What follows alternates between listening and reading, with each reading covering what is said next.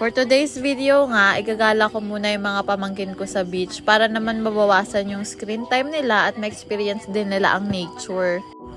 Hindi rin naman din kasi healthy yung laging nakababad sa gadgets.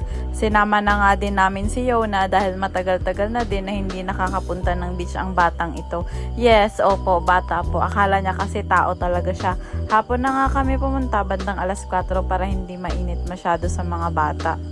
Habang nagdadrive nga ako dito, napapaisip talaga ako, ang swerte-swerte namin. I mean, isipin mo, paraiso yung tinitirhan namin. Ilang kembot lang at nasa beach ka na kaagad, walang traffic, walang polusyon. Nakakawala talaga ng stress at marerelax yung utak mo. Habang papunta nga kami sa beach ay relax na relax itong si Yona sa paglanghap ng sariwang hangin. Ibinaba ko nga yung bintana dahil gustong-gusto talaga niya na humampas yung hangin sa mukha niya. Sobrang saya nga ng mga batang ito kapag nakakatapak sa beach. Sinasabihan ko nga yung pamangkin ko dito na wag masyadong tumili dahil baka maingayin sa kanya yung mga tao. Pagkadating nga namin ay hindi na talaga sila napigilan. Diretso kaagad sa tubig. Sakto nga din dahil dala-dala ni Iking yung water gun na binili nila ng mama at papa niya. Hinayaan ko na lang muna sila dyan sa may mababaw na part at umupo-upo lang muna ako habang pinagmamasdan ang napakagandang view.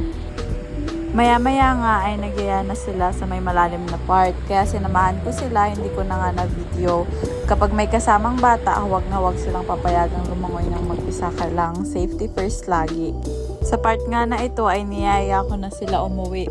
Magsa-sunset pa sana kami pero kailangan na din namin umuwi dahil may mga kailangan pa akong gawin sa bahay. Tara na! Yona!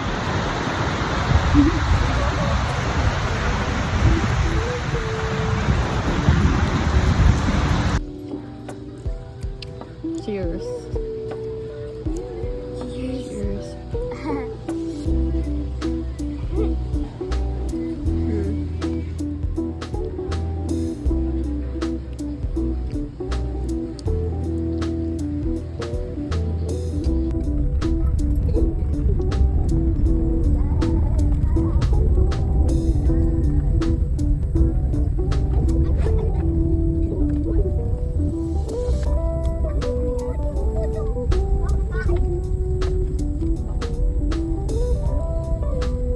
Exit na punta lang.